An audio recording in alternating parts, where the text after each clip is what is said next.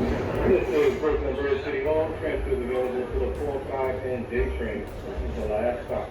To continue service to Brooklyn, catch the 4, 5 train across the clock. Last stop on this train. Hey guys, it's Danny the Medic. Welcome to the channel. Now today I am in Chinatown of New York City, where Steve and I are going to eat some dim sum. That's right guys, dim sum in Chinatown. And today we're going over to this place called the House of Joy. House of Joy guys, and there's a sign that says $88, I don't know, $88 something. Check out the sign guys.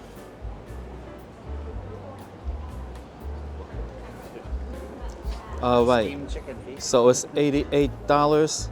I don't know what it says, guys. $88 gets you something. I don't know what. It is a mystery to me because I cannot read Chinese. I remember I have Google Translate. Let's see what Google Translate has to say.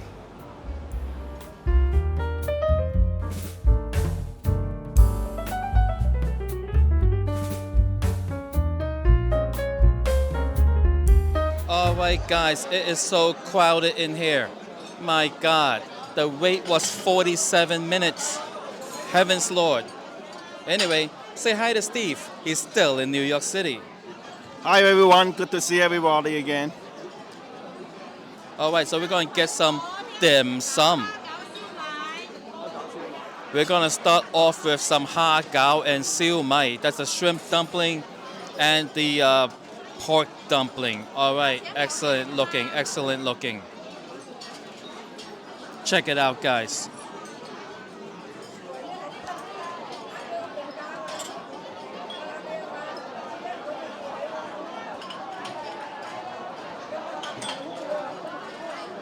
It is hot and steamy. Looking so good.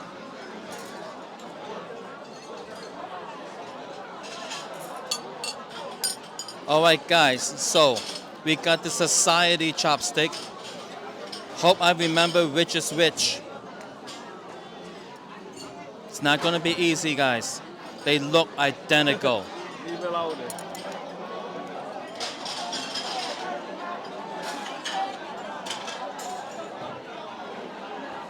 Steve is so smart, he said to just leave it there.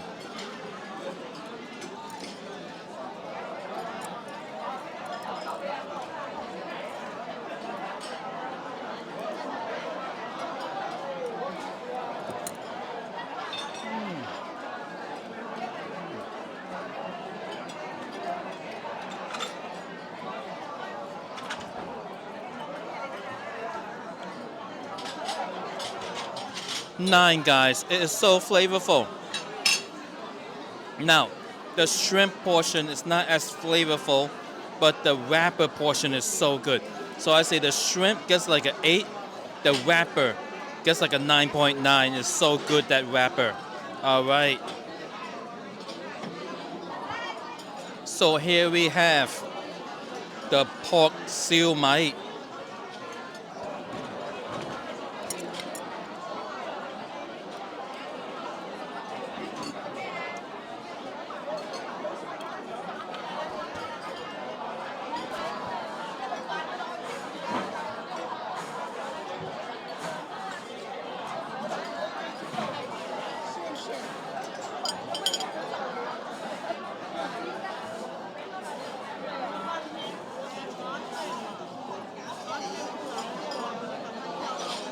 All right, and again, I enjoy the wrapper more than the inside.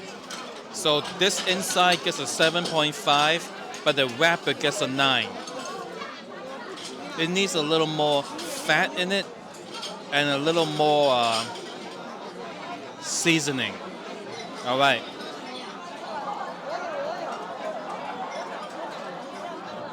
Thank you. It is so crowded in here, guys.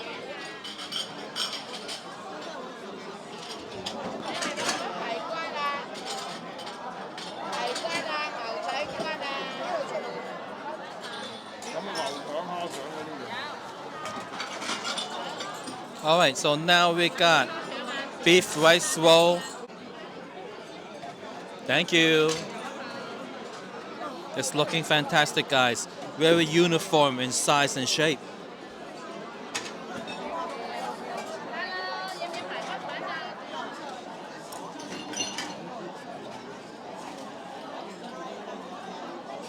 Oh, thank you.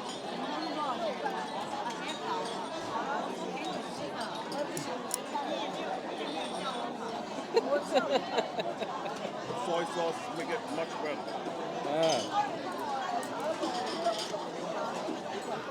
All right, so now, whoa. Okay. There's nothing on the other side of it. That's weird. They skimped on the back. Check it out, guys.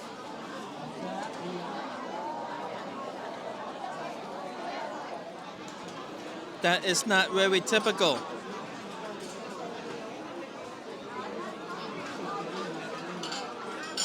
How can they just skimp on the back? Well, I guess it's the front that matters. Never mind the back. This one not normal. No, it's weird. Just that one. Probably they ran out.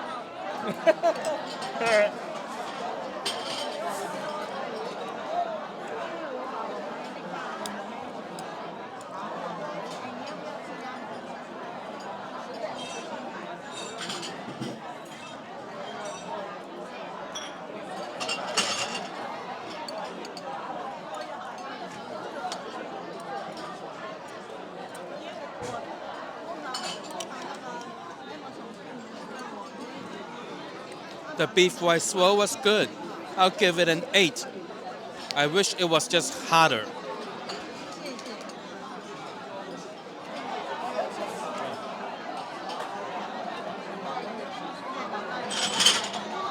You might be wondering, what's going on with the finger tapping? I'll tell you. It's what everyone else does when someone pours you tea. That's what it is. All right. I'm telling you guys, the noise level in here, it is up there. It's very noisy in here. You would think they'll hang up some tapestries or maybe soundproof the ceiling, but they don't. You know, it's just pretty darn noisy.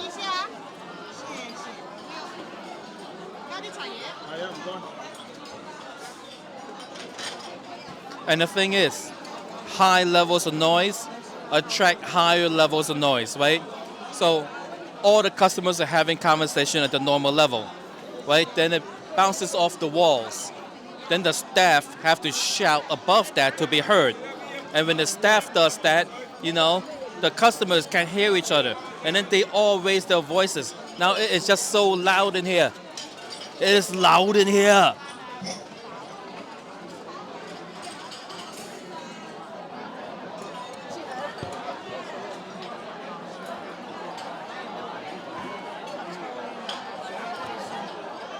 And now Steve has requested the beef meatballs.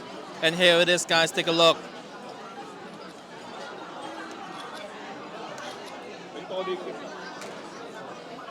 Oh, thank you. The beef meatballs look like it has vegetables infused in it. Let's give it a try.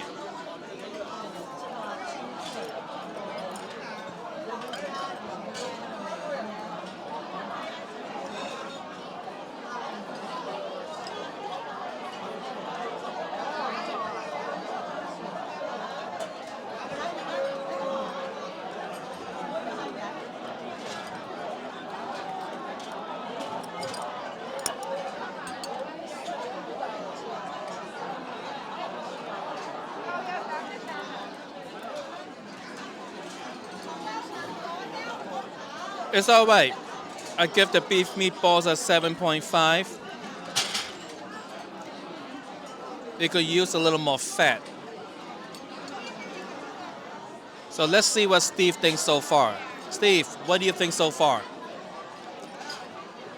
I think right now the best dish would be the ha gao, the shrimp dumpling, followed by the siu mai, and then the beef noodle, and after that would be the beef ball that we just got. I feel the same way, guys. All right.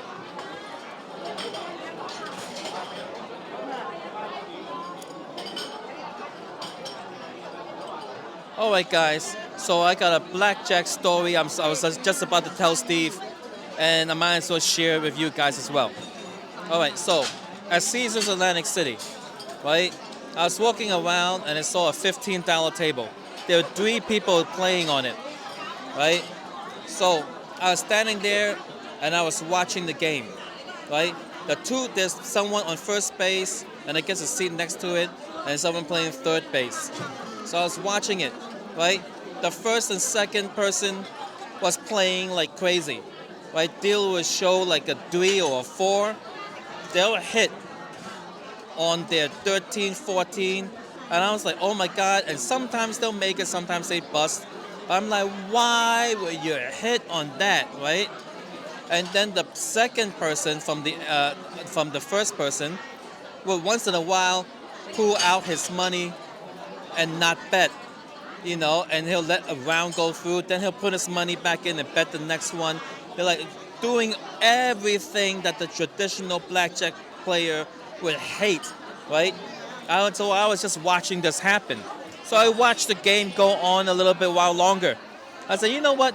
Let me jump in on this, tomfoolery, right? So I bought $100 worth of chips, right?